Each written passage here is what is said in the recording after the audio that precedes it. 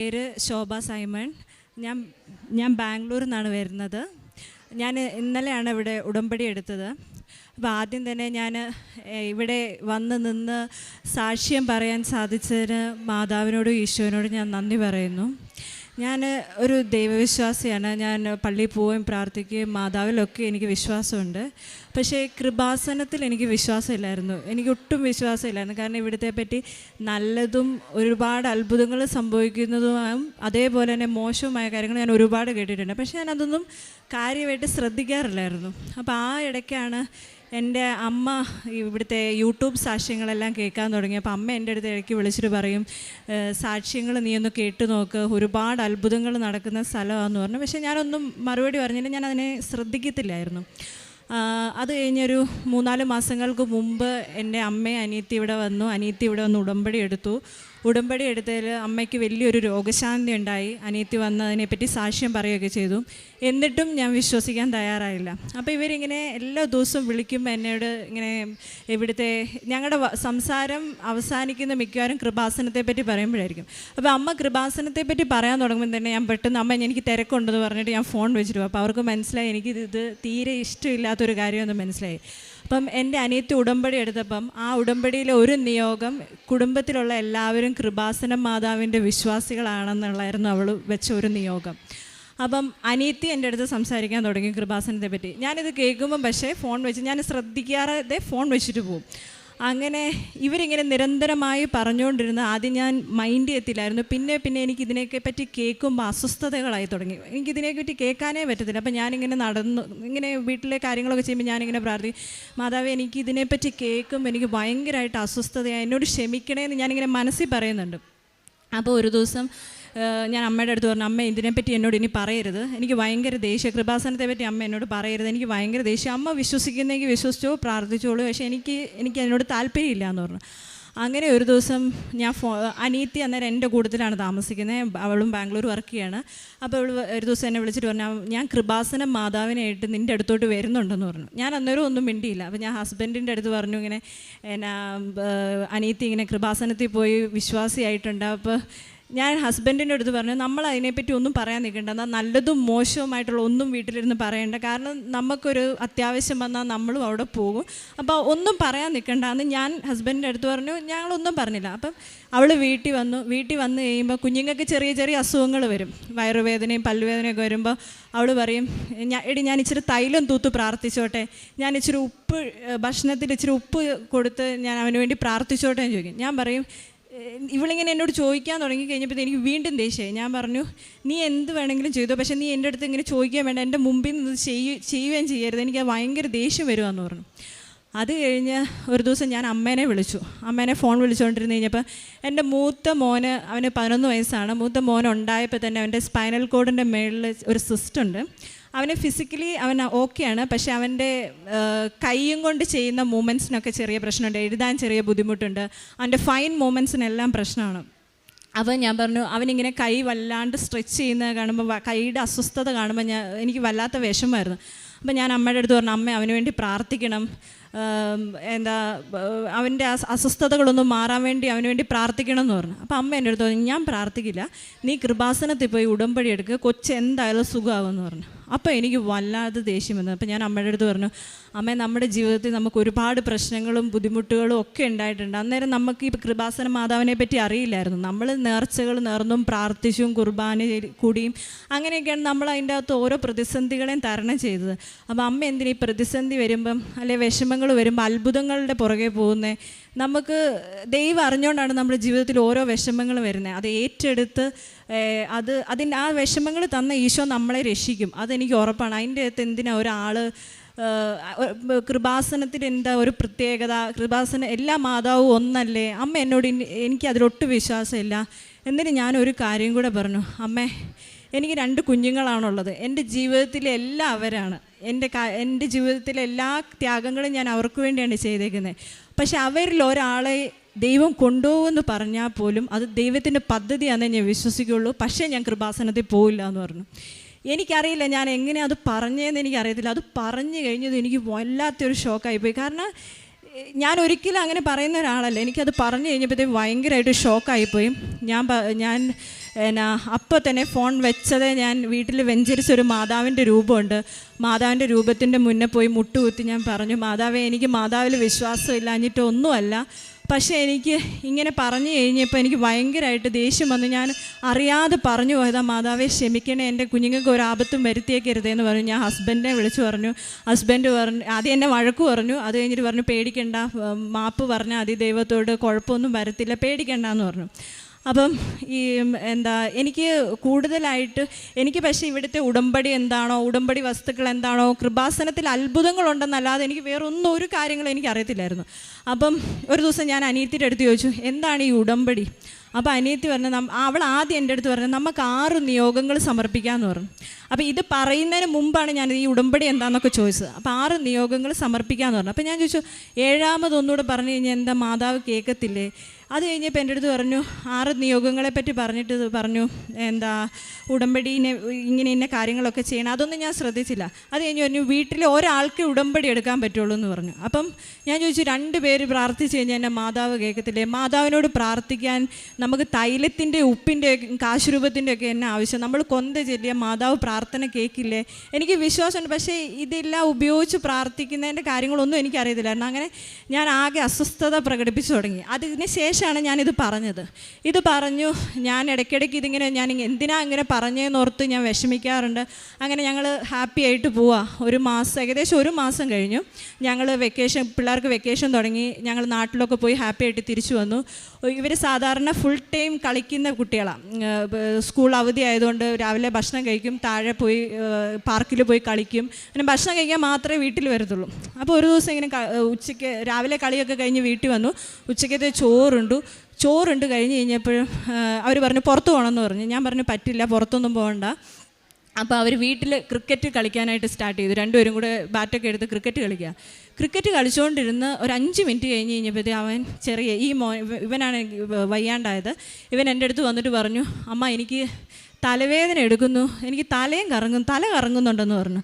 അപ്പം ഞാൻ അവനെ പെട്ടെന്ന് അരികെ പിടിച്ച്, അപ്പോൾ എനിക്ക് ടെൻഷനായി. കാരണം അവൻ ആദ്യമായിട്ടാണ് തലവേദന എന്ന് പറയുന്നത്. അപ്പോൾ എനിക്ക് പെട്ടെന്ന് ടെൻഷനായി. ഞാൻ അരികെ വിളിച്ച് കിടത്തി.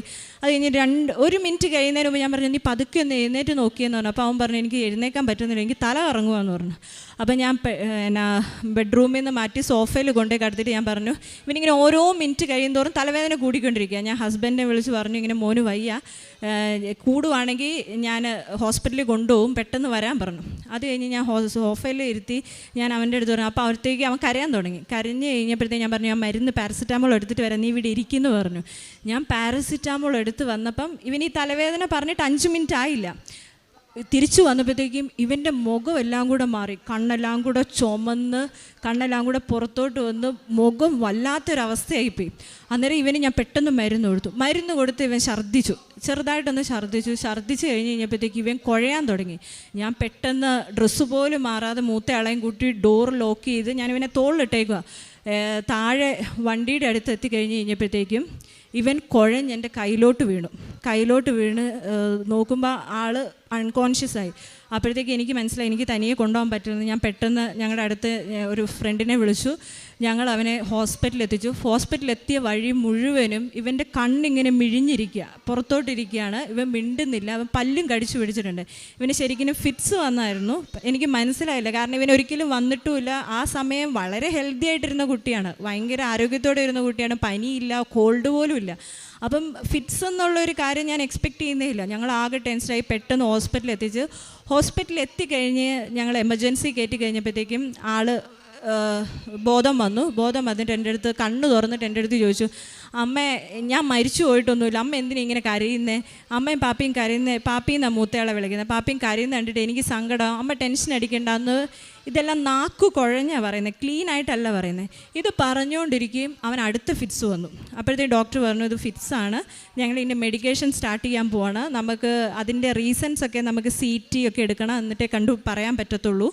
അപ്പോൾ എന്തായാലും മെഡിസിൻ സ്റ്റാർട്ട് ചെയ്യാൻ പോകാമെന്ന് പറഞ്ഞു. അവനെ അഡ്മിറ്റ് ചെയ്തു. ഇപ്പോൾ ഡോക്ടർ ഇത് സംഭവിക്കുന്നത് വൈകുന്നേരം ഞങ്ങൾ ഹോസ്പിറ്റലിൽ എത്തിയപ്പോൾ ഒരു 4:30 മണിയായി സമയം. അപ്പോൾ ഡോക്ടർ പറഞ്ഞു, ഫിറ്റ്സ് വന്നാലേ കൊച്ചു ഉറങ്ങും, അവന് ക്ഷീണം ഉണ്ടാവും, ഒരു 2 മണിക്കൂർ കഴിയുമ്പോൾ അവൻ എഴുന്നേക്കും, അത് കഴിഞ്ഞിട്ട് നമുക്ക് ബാക്കി കാര്യങ്ങൾ ചെയ്യാമെന്ന് പറഞ്ഞു. ഇവനെ റൂമിലോട്ട് ഷിഫ്റ്റ് ചെയ്തു. ഇവൻ 5 മണിയായി, 6, 7 മണിയായി, 8 മണിയായിട്ട് എഴുന്നേൽക്കുന്നില്ല, 9 മണിയായിട്ട് ഇവൻ എഴുന്നേൽക്കുന്നില്ല. അപ്പോഴത്തേക്കും ഡോക്ടേഴ്സിന് എന്തോ പ്രശ്നം തോന്നി. അവർ പറഞ്ഞു ഞങ്ങൾ ഇവനെ ICUലോട്ട് ഷിഫ്റ്റ് ചെയ്യാൻ പോവാണ്, അവന് ഒരു ഇമ്മീഡിയറ്റ് കെയർ അവിടെ നിന്ന് കിട്ടും, റൂമിലാണെങ്കിൽ നമുക്ക് അത്രയും കെയർ ചെയ്യാൻ പറ്റില്ല എന്ന് പറഞ്ഞു. പക്ഷേ ഇവൻ്റെ വൈറ്റൽസ് എല്ലാം നോർമലായിരുന്നു, BP അങ്ങനത്തെ കാര്യങ്ങളെല്ലാം നോർമലായിരുന്നു. അപ്പോൾ ഇവനെ ICUയിൽ കൊണ്ടുപോയി. ICUയിൽ കൊണ്ടുപോയി കഴിഞ്ഞപ്പം ഞങ്ങൾ ശനിയാഴ്ചയാണ് അഡ്മിറ്റ് ആകുന്നത്, ശനിയാഴ്ച വൈകിട്ട്. തിങ്കളാഴ്ച CT എടുക്കാൻ പറ്റുള്ളൂ എന്ന് ഡോക്ടേഴ്സ് പറഞ്ഞു. കാരണം നാളെ സൺഡേ ആണ്, നാളെ പറ്റില്ല എന്നൊക്കെ പറഞ്ഞ് അവൻ എഴുന്നേക്കാതെ ഇങ്ങനെ കിടക്കുന്നതുകൊണ്ട് അന്ന് രാത്രി തന്നെ CT എടുത്തു. ശരിക്കും കൊച്ചു കോമയിലായിപ്പോയതായിരുന്നു. അവർക്കും ഡോക്ടേഴ്സിന് മനസ്സിലായില്ല എന്താ സംഭവം എന്ന് മനസ്സിലായില്ല. അവർ CT എടുത്തപ്പോൾ നോർമലാണ്. ബാക്കി ബ്ലഡ് ടെസ്റ്റുകളുടെ റിസൾട്ട് വരുന്ന എല്ലാം ക്ലീനാണ്. അപ്പം ഇവർക്ക് എന്താണെന്നത് കണ്ടുപിടിക്കാൻ പറ്റുന്നില്ല. അപ്പോൾ അവർ പറഞ്ഞു സമയം വേണം, എന്ത് സംഭവിക്കാം, എന്താണേലും ഒരു 48 hours കഴിഞ്ഞിട്ട് എന്താണെന്ന് നമുക്ക് പറയാൻ പറ്റത്തുള്ളൂ. ചിലപ്പം അവന് എന്താണെന്ന് പറഞ്ഞത് ഇതിൻ്റെ അകത്തുനിന്ന് കണ്ടീഷൻ മോശമാവും, ചിലപ്പോൾ അവൻ ബെറ്ററായി വരുമെന്ന് പറഞ്ഞു. അങ്ങനെ ശനിയാഴ്ച ഇവൻ ICUയിൽ. അപ്പം ശനിയാഴ്ച തന്നെ എൻ്റെ വീട്ടിൽ നിന്നും ഹസ്ബൻഡിൻ്റെ വീട്ടിൽ നിന്നും എല്ലാവരും രാത്രി 2 മണിയൊക്കെ ആയപ്പോഴത്തേക്ക് എത്തി. അപ്പം വന്നതേ അനീത്തി എൻ്റെ അടുത്ത് ഉടമ്പടി പ്രാർത്ഥന പുസ്തകവും ഉടമ്പടിയുടെ തൈലമല്ല കാശുരൂപവും പുസ്തകവും പത്രവും തന്നിട്ട് പറഞ്ഞു നീ ഇത് കൊച്ചിൻ്റെ അടുത്ത് കൊണ്ടുപോയി വെക്കുക. അപ്പം ഞാൻ പറഞ്ഞു എടി എനിക്ക് ഇത്ര വിശ്വാസം ഇല്ലാത്തതല്ലേ, അപ്പം നീ ഒരു കാര്യം ചെയ്യും, നീ അല്ല ഉടമ്പടി എടുത്ത് നീ പോയി ചെയ്യാൻ പറഞ്ഞു. അപ്പം അവർ പെർമിഷൻ ചോദിച്ചിട്ട് എനിക്കോ ഹസ്ബൻഡിനും ICUയിൽ ഇരിക്കാൻ പറ്റത്തുള്ളൂ. അവൾ പെർമിഷൻ ചോദിച്ച് ഉള്ളിൽ കയറി തൈലവും തൂത്തു, ബുക്കും കാശുരൂപവും കൊച്ചുറങ്ങുന്നതിൻ്റെ പത്രവും കൊച്ചുറങ്ങുന്നതിൻ്റെ പില്ലോട് അടി വെച്ചു. എന്നിട്ട് ഇവൾ എൻ്റെ അടുത്ത് പറഞ്ഞു ഇത് ഒരിക്കലും അത് നഷ്ടപ്പെടാതെ നോക്കിക്കോണം, ഇത് നഷ്ടപ്പെടുത്തരുതെന്ന് പറഞ്ഞു. അപ്പം എന്നിട്ടും ഞാൻ അങ്ങനെ അന്നേരം വിശ്വസിക്കാനോ പ്രാർത്ഥിക്കാനോ പറ്റുന്ന ഒരു അവസ്ഥയല്ലായിരുന്നു. അപ്പം ഞങ്ങൾ ഫുള്ളായി തകർന്നു പോയി, ഞാൻ ഹസ്ബൻഡും ഒക്കെ തകർന്നു പോയി. അങ്ങനെ ഞങ്ങളിരുന്നു. അവൾ തൈലം തൂത്ത് പ്രാർത്ഥിച്ചു, കൊച്ചിന് മാറ്റമൊന്നുമില്ല. അത് കഴിഞ്ഞിട്ട് ഞങ്ങൾ ഞായറാഴ്ച വെളുപ്പിനായി, കൊച്ചിങ്ങനെ തന്നെ കോമയിൽ തന്നെ കിടക്കുകയാണ്. അത് കഴിഞ്ഞ് ഞായറാഴ്ച ഒരു 10 മണിയായപ്പോഴത്തേക്ക് പനി സ്റ്റാർട്ട് ചെയ്തു. അപ്പോൾ ഇവൻ്റെ കണ്ടീഷൻ മോശമായിക്കൊണ്ടിരിക്കുക. പനി തുടങ്ങി അവർ മരുന്ന് കൊടുത്തപ്പോഴത്തേക്ക് ഇവന് വീണ്ടും ഫിറ്റ്സ് വന്നു, വീണ്ടും ഫിറ്റ്സും ഛർദി എല്ലാം കൂടെ വന്നു. അപ്പോൾ ഡോക്ടേഴ്സിനും ടെൻസ്ഡായി. അവർ പറഞ്ഞു ഇനി 48 hours കഴിഞ്ഞിട്ടേ നമുക്ക് കൊച്ചിനെ പറ്റി എന്തെങ്കിലും പറയാൻ പറ്റത്തുള്ളൂ. ചിലപ്പം ഇവൻ്റെ കണ്ടീഷൻ ചിലപ്പോൾ ഇങ്ങനെ വീണ്ടും ഫിറ്റ്സ് വരുന്നതുകൊണ്ട് ഇവന് ഹാർട്ട് അറ്റാക്ക് വരാൻ സാധ്യതയുണ്ട്, ചിലപ്പം ഇവൻ്റെ BP ഒക്കെ താഴും. അപ്പോൾ ഇങ്ങനെ എന്തെങ്കിലും സംഭവിച്ചു കഴിഞ്ഞാൽ ഞങ്ങൾ അന്നേരം അവന് വെൻറ്റിലേറ്ററിലോട്ട് ഷിഫ്റ്റ് ചെയ്യുമെന്ന് പറഞ്ഞു. അപ്പം നിങ്ങൾ അതിനൊക്കെ പ്രിപ്പയർഡ് ആയിട്ടിരിക്കണം. എന്താ ഹോപ്പ് ഫോർ ദി ബെസ്റ്റ് എന്ന് പറഞ്ഞു. നമുക്കൊന്നും പറയാൻ പറ്റില്ല, ചിലപ്പോൾ ഇവൻ ഇതിൻ്റെ അകത്തുനിന്ന് റിക്കവറായി വരും, ചിലപ്പോൾ ഇവൻ്റെ സ്ഥിതി മോശമാവുമെന്ന് പറഞ്ഞു. അങ്ങനെ ഞായറാഴ്ച ഞാൻ കയറി നോക്കുമ്പോൾ ഇവൻ്റെ മേത്ത് കൂടെ ഫുള്ളി ട്യൂബുകളാണ്, വയറുകളും ട്യൂബുകളും, മൂക്കിൽ ട്യൂബ് ഇട്ടിരിക്കുന്നു, മേത്ത് ഫുള്ള് ഓരോരോ ഇത്. എനിക്കിവനെ കാണാൻ പറ്റുന്നില്ല, എനിക്ക് അവിടെ റൂമിൽ ICUയിൽ നിൽക്കാൻ എനിക്ക് പറ്റുന്നില്ല. അപ്പം ഞാൻ ICUയിൽ കയറുമ്പോഴത്തേക്ക് എനിക്ക് ശ്വാസം എടുക്കാൻ പോലും പറ്റാത്തൊരു ഭയങ്കര വിഷമം. ഞാൻ ഹസ്ബൻഡിൻ്റെ അടുത്ത് പറഞ്ഞു എനിക്ക് ഇരിക്കാൻ പറ്റുന്നില്ല, ചേട്ടൻ ഇരിക്കണം, എനിക്ക് പറ്റുന്നില്ല ഇരിക്കാമെന്ന്. ഞാൻ ഇടയ്ക്ക് പോവും, എനിക്ക് ശ്വാസം മുട്ടും, ഞാൻ തിരിച്ചിറങ്ങി വരും, പുറത്തിരുന്ന് കരയും. അങ്ങനെ ഞങ്ങൾ വൈകിട്ടായി കഴിഞ്ഞപ്പോഴത്തേക്ക് ഹസ്ബൻഡ് പറഞ്ഞു എനിക്ക് തീരെ തലവേദന, എനിക്ക് തീരെ വയ്യ, അപ്പോൾ ഒരു കാര്യം ചെയ്യും കുറച്ച് സമയം കൊച്ചിൻ്റെ അടുത്തിരിക്കുക, ഞാനൊന്ന് പുറത്ത് വെയിറ്റ് ചെയ്യാമെന്ന് പറഞ്ഞു. അപ്പം ഞാൻ അവിടെ കൊച്ചിൻ്റെ അടുത്ത് ഇരുന്ന് കഴിഞ്ഞപ്പം എൻ്റെ അടുത്ത് അനീത്തി പറഞ്ഞ് എനിക്ക് ഓർമ്മയുണ്ട്, കാശുരൂപവും പ്രാർത്ഥന പുസ്തകവും കളഞ്ഞേക്കരുതെന്ന് പറഞ്ഞ് എനിക്ക് ഓർമ്മയുണ്ട്. അപ്പം ഞാനിത് എന്തെന്ന് നോക്കാൻ വേണ്ടി ഞാൻ ചെന്നു കഴിഞ്ഞപ്പോൾ ഇതിൻ്റെ പില്ലോയുടെ അടിയിൽ ഇതിരിപ്പുണ്ട്. ഞാൻ വെറുതെ വിശ്വാസമൊന്നുമില്ല, ഞാൻ വെറുതെ ആ കാശുരൂപം തൊട്ട് കൊച്ചിനെ ഒന്ന് മുത്തിച്ചു. അത് കഴിഞ്ഞിട്ട് എനിക്കിതുപോലെ ഭയങ്കരമായിട്ട് അസ്വസ്ഥത വരും. അപ്പം ഞാൻ കൊച്ചിൻ്റെ അരികെ ഒരു കസേര ഇട്ടിരുന്നിട്ട് ഈ പ്രാർത്ഥന പുസ്തകം എടുത്തു. ആദ്യം മുതൽ ഞാൻ വായിക്കാൻ തുടങ്ങി. എനിക്കൊന്നും മനസ്സിലാകുന്നില്ല, ഇതിൻ്റെ അകത്ത് എഴുതിയത് എന്താണെന്നും കാര്യങ്ങളൊന്നും എനിക്ക് മനസ്സിലാകുന്നില്ല. പക്ഷേ ഞാൻ ചുമ്മാതിരുന്ന് വായിച്ചു. അത് കഴിഞ്ഞ് പ്രതിഷ്ഠീകരണ പ്രാർത്ഥന ഉണ്ടായിരുന്നു, അതെനിക്ക് ഒട്ടും മനസ്സിലാകുന്നില്ല, അതും പ്രാർത്ഥിച്ചു. അതിൻ്റെ അകത്ത് നിയോഗം സമർപ്പിച്ചു. അത് കഴിഞ്ഞ് ഞാൻ വീണ്ടും കൊച്ചിന് മാറ്റമൊന്നുമില്ല, കൊച്ചു അങ്ങനെ തന്നെ കിടക്കുക. അങ്ങനെ വീണ്ടും ഞാൻ പുറത്തു വന്നു. വീണ്ടും ഞാൻ കുറച്ച് സമയം കഴിഞ്ഞപ്പോൾ അകത്ത് വന്നപ്പോൾ പത്രം അവിടെ ഇരിപ്പുണ്ട്. അപ്പോൾ സാക്ഷ്യങ്ങൾ എഴുതിയ പത്രം ഞാൻ ചുമ്മാതെ എങ്ങനെയോ അത് കയ്യിലെടുത്ത് ഞാനത് വായിക്കാൻ തുടങ്ങി. അത് വായിച്ചു, അതവിടെ വെച്ച് കഴിഞ്ഞപ്പോൾ അത് വെച്ച് ഞാൻ ഇറങ്ങിപ്പോന്നു. അത് കഴിഞ്ഞ് വെളുപ്പിനെ ഒരു 3 മണിയൊക്കെ ആയി കാണും. ഹസ്ബൻഡ് എൻ്റെ അടുത്ത് കുറച്ച് നേരം ഹസ്ബൻഡായിരുന്നു ഇരുന്നത്. അപ്പം ചേട്ടൻ എൻ്റെ അടുത്ത് വന്നിട്ട് പറഞ്ഞു അവൻ കണ്ണ് തുറന്ന് നോക്കിയെന്ന് പറഞ്ഞു. എന്നെ കണ്ണ് തുറന്ന് നോക്കി, മിണ്ടിയൊന്നുമില്ല എന്ന് പറഞ്ഞു. അത് കഴിഞ്ഞ് വീണ്ടും ഒരു 6 മണിയൊക്കെ ആയി കഴിഞ്ഞപ്പം ഞാൻ അടുത്തുണ്ടായിരുന്നു. അപ്പോൾ അവൻ കണ്ണ് തുറന്നിട്ട് എന്നെ ചിരിച്ച് കാണിച്ചു. എന്നിട്ട് എൻ്റെ അടുത്ത് പറഞ്ഞു, അമ്മ ഞാൻ പറ്റിച്ചതാന്ന് പറഞ്ഞു. പക്ഷേ അതൊക്കെ പറയുന്ന ഒന്നും വ്യക്തമല്ല നമുക്ക്. എന്നാ എല്ലാം നാക്കു കുഴഞ്ഞ് ഓരോരോ വാക്കുകളായിട്ടാണ് അവൻ പറയുന്നത്. അവന് വ്യക്തമായിട്ട് പറയാൻ പറ്റുന്നില്ല. അപ്പോൾ ഡോക്ടേഴ്സിന് ഇതിൻ്റെ ഇടയ്ക്ക് ഒരു സംശയം വന്നു, മെനിഞ്ചൈറ്റിസ് ആണോ എന്ന് സംശയം വന്നു. അപ്പം അവർ ഞായറാഴ്ച തന്നെ സ്പൈനൽ കോഡിൽ നിന്ന് ഫ്ലൂയിഡൊക്കെ എടുത്ത് ടെസ്റ്റ് ചെയ്തു. പക്ഷേ അതിൻ്റെ ടെസ്റ്റ് റിസൾട്ട് വന്നപ്പോൾ എല്ലാം നെഗറ്റീവായിരുന്നു. അങ്ങനെ തിങ്കളാഴ്ച വെളുപ്പിനെയാണ് ഇവൻ ബോധം തെളിയുന്നത്. ബോധം തെളിഞ്ഞ് ഇവനിങ്ങനെ വർത്താനമൊക്കെ പറഞ്ഞു. അത് കഴിഞ്ഞിട്ട് പിന്നെ ഇവൻ ഭക്ഷണത്തിന് കരയാൻ തുടങ്ങി. അപ്പം പിന്നെ ഞാൻ ആ ഉടമ്പടി പുസ്തകവും പ്രാർത്ഥന പുസ്തകം എടുത്തു, സാക്ഷ്യങ്ങൾ എഴുതിയ പത്രം വായിച്ചു. പത്രം എല്ലാം വായിച്ചു കഴിഞ്ഞപ്പോൾ തൊട്ട് ഇവൻ ഇമ്പ്രൂവ് ചെയ്യാൻ തുടങ്ങി. ഇവൻ അന്നേരമാണ് പിന്നെ ബോധം തെളിഞ്ഞ് ഇവൻ എൻ്റെ അടുത്ത് സംസാരിച്ചത്. അപ്പോൾ എനിക്ക് ഭയങ്കര സന്തോഷം, എൻ്റെ ഉള്ളിലുള്ള അസ്വസ്ഥതകളൊക്കെ മാറി. അപ്പം എൻ്റെ അനിയത്തി സാക്ഷ്യങ്ങളുടെ ലിങ്കും ഇവിടെയുള്ള ട്യൂസ്ഡേ ഉള്ള ഓൺലൈൻ ആരാധനയുടെ ലിങ്കും ഒക്കെ അയച്ചിട്ടായിരുന്നു. പക്ഷേ ഞാനതൊന്നും നോക്കിയില്ല. ഞാൻ പറഞ്ഞു ICUവിൽ ഫോൺ എടുക്കാൻ പറ്റില്ല എന്ന് പറഞ്ഞ് ഞാൻ കയറിപ്പോന്നു. അപ്പോൾ ഇവൻ ബോധം തെളിഞ്ഞു. ഇവനെ അന്ന് കൊണ്ട് MRI ചെയ്തു. MRI ചെയ്ത് കഴിഞ്ഞപ്പം അതിൻ്റെ അത് ഡയഗ്നോസിസ് വന്നത് ചെറുതായിട്ട് സെറിബ്രത്തിലൊരു ഇൻഫ്ലമേഷൻ ഉണ്ടെന്ന് വന്നു, കണ്ടുപിടിച്ചു. അപ്പം ഡോക്ടേഴ്സ് അതിനുള്ള മെഡിക്കേഷൻസ് എല്ലാം സ്റ്റാർട്ട് ചെയ്തു. അങ്ങനെ അപ്പോഴത്തേക്ക് എനിക്ക് പതിയെ വിശ്വാസം വന്നു തുടങ്ങി. എനിക്കൊരു ആശ്വാസം, വിശ്വാസത്തെക്കാളും കൂടുതൽ ഇതൊക്കെ ചെയ്യുമ്പോൾ എനിക്കൊരു ആശ്വാസം കിട്ടി തുടങ്ങി. അപ്പം അവിടെ ഇരുന്ന് ഈ സാക്ഷ്യത്തിൻ്റെ ലിങ്ക് ഉണ്ടായിരുന്നു.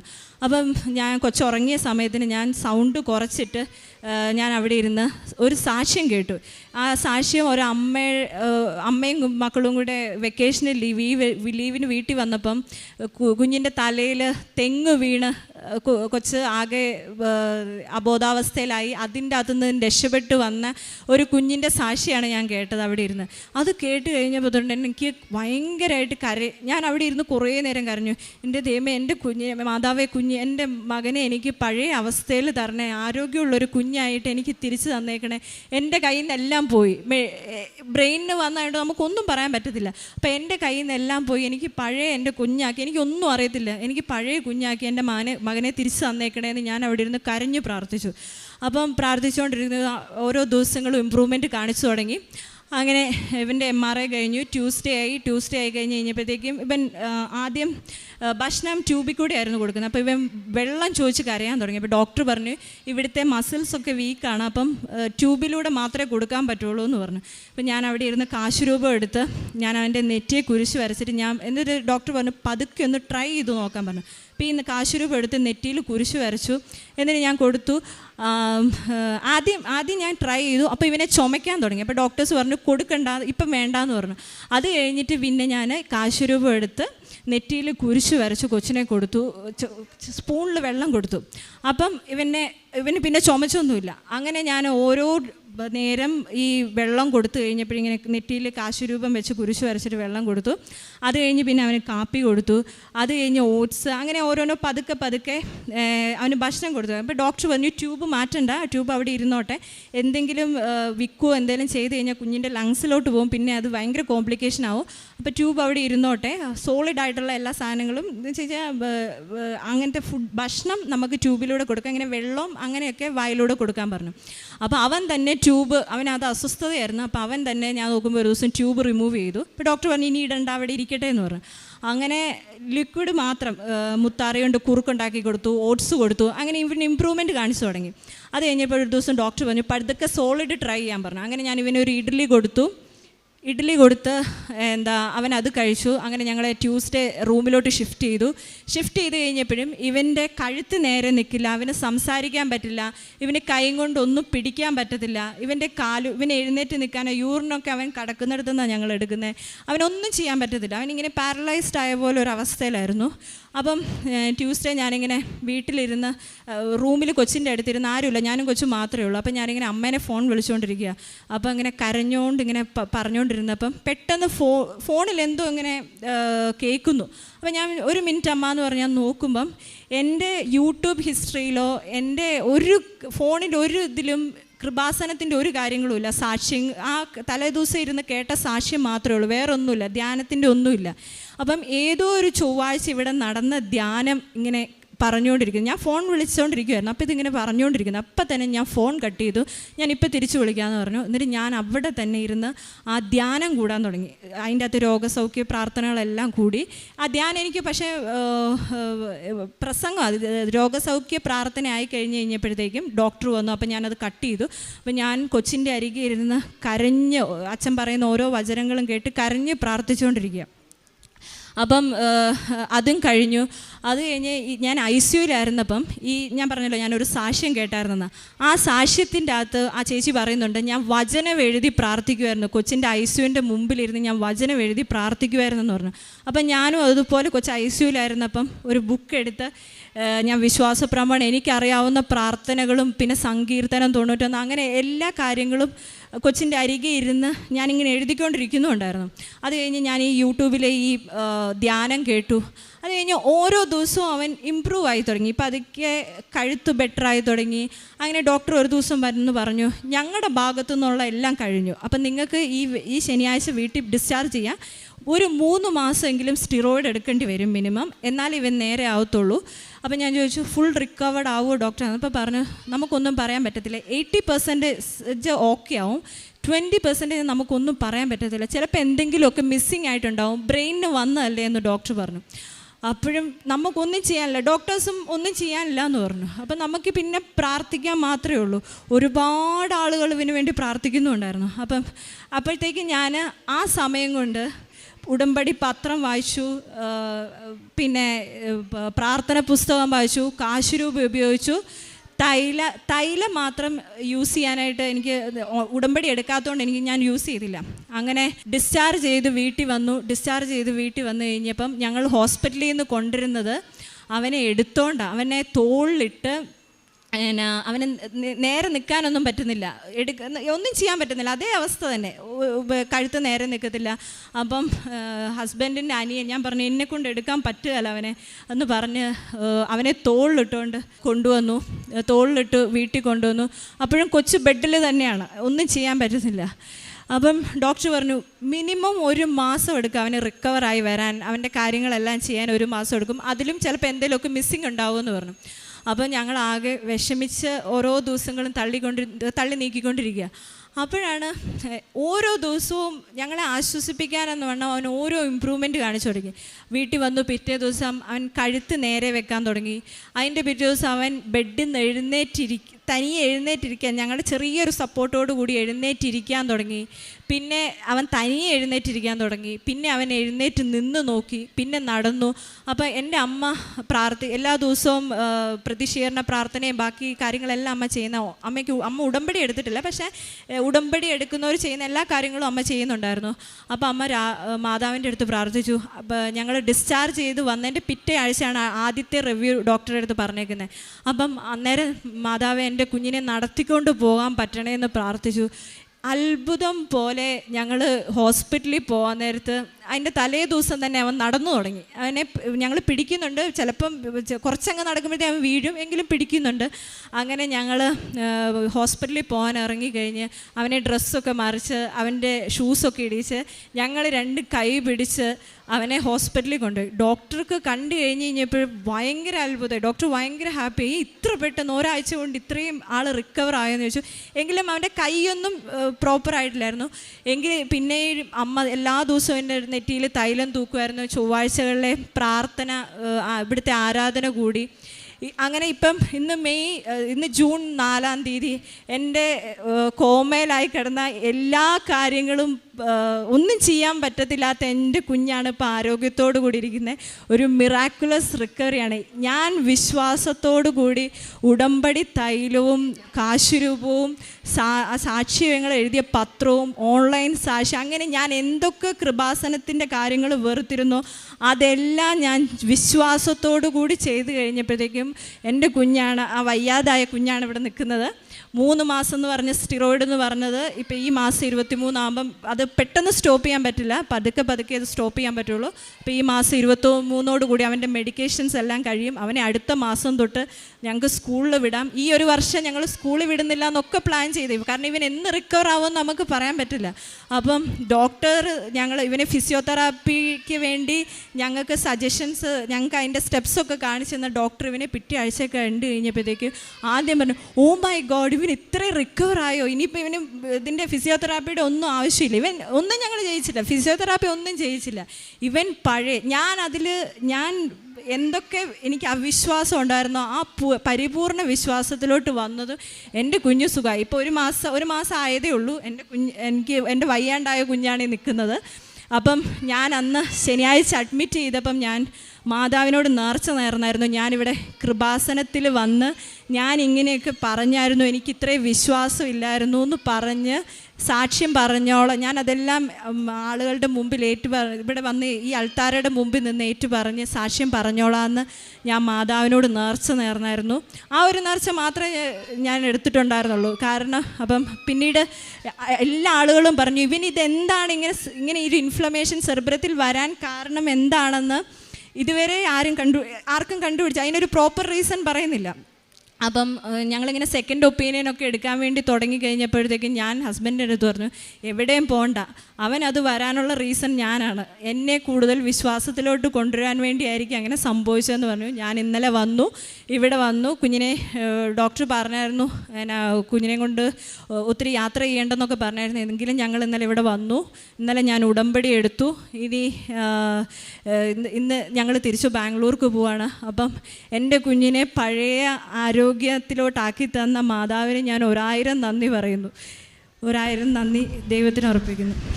എൻ്റെ ദൂതൻ നിങ്ങളുടെ കൂടെയുണ്ട്, അവൻ നിങ്ങളുടെ ജീവൻ കാത്തു സൂക്ഷിക്കുന്നു. വിശുദ്ധ ഗ്രന്ഥത്തിലെ ബാറൂക്കിൻ്റെ പുസ്തകം 6-ാം അധ്യായം 7-ാം തിരുവചനമാണ്. തൻ്റെ മോനുണ്ടായ രോഗസൗഖ്യത്തെക്കുറിച്ചാണ് ശോഭ സൈമൺ എന്ന മകൾ തൻ്റെ അനുഭവ സാക്ഷ്യം പങ്കുവെച്ചത്. നാം എല്ലാം കേട്ടുകൊണ്ടിരിക്കുകയായിരുന്നു. അപ്പോൾ എങ്ങനെയാണ് ഈ മകന് ബ്രെയിനിൽ ഒരു ഇൻഫ്ലമേഷൻ അതെങ്ങനെ ഉണ്ടായി എന്നൊന്നും ആർക്കും ഇതുവരെയും കണ്ടുപിടിക്കാൻ പറ്റിയിട്ടില്ല. അതിൻ്റെ കാരണങ്ങളും അറിയില്ല. അങ്ങനെ കോമ സ്റ്റേജിലൊക്കെ ആയ മകനാണ് ഇപ്പോൾ ഇവിടെ പരിശുദ്ധ അമ്മയുടെ നടയിൽ ആ കുഞ്ഞിനെയും കൊണ്ടുവന്നാണ് സാക്ഷ്യം പറയുക. എങ്ങനെ പരിശുദ്ധ അമ്മ തന്നെ വിളിച്ചപേക്ഷിക്കുന്ന മക്കളുടെ, അതായത് അവരാര് തന്നെയായാലും അവരുടെ വിശ്വാസത്തെ ഒന്നുകൂടെ ബലപ്പെടുത്തുന്നതിന് അമ്മ എങ്ങനെ തിരുക്കുമാരൻ്റെ പക്കൽ മാധ്യസ്ഥം വഹിക്കുന്നു, എങ്ങനെയാണ് അവരുടെ ജീവൻ കാത്തു സൂക്ഷിക്കുന്നത്. എൻ്റെ ദൂതൻ നിങ്ങളുടെ കൂടെയുണ്ട്, അവൻ നിങ്ങളുടെ ജീവൻ കാത്തു സൂക്ഷിക്കുന്നു എന്ന് തിരുവചനം പറഞ്ഞതുപോലെ തൻ്റെ ദൂതനെ അയച്ച് തൻ്റെ മക്കളുടെ കാര്യത്തിൽ അവർക്ക് കരുതലും കാവലുമാകുന്ന നല്ല തമ്പുരാൻ്റെ ശക്തിയുള്ള കരങ്ങളെയാണ് നമുക്ക് കാണുവാൻ കഴിയുക. ഉടമ്പടി നേർച്ച വസ്തുക്കളിലൂടെ എങ്ങനെ ഈ കുഞ്ഞ് 3 മാസം സ്റ്റീറോയിഡ് എടുക്കണമെന്ന് പറഞ്ഞ കുഞ്ഞാണ്, എന്നാൽ അതിൻ്റെ ഒന്നും ആവശ്യമില്ല, ഈ മാസം തന്നെ അതൊക്കെ സ്റ്റോപ്പ് ചെയ്യാമെന്ന് ഡോക്ടേഴ്സ് പറഞ്ഞു. 80% റിക്കവറി പറഞ്ഞിരുന്നത്. എന്നാൽ ഒരാഴ്ച കൊണ്ട് തന്നെ എങ്ങനെ ആ കുഞ്ഞ് സ്റ്റേബിളായി പിന്നീട് നടന്ന് ഹോസ്പിറ്റലിൽ പോയി, ഇതെല്ലാം നാം കേട്ടതാണ്. നമുക്ക് കരങ്ങളടിച്ച് ഈശോയ്ക്കും അമ്മയ്ക്കും നന്ദി പറയാം, ദൈവത്തെ മഹത്വപ്പെടുത്താം. യേശുവേ നന്ദി, യേശുവേ സ്തുതി, യേശുവേ ആരാധന.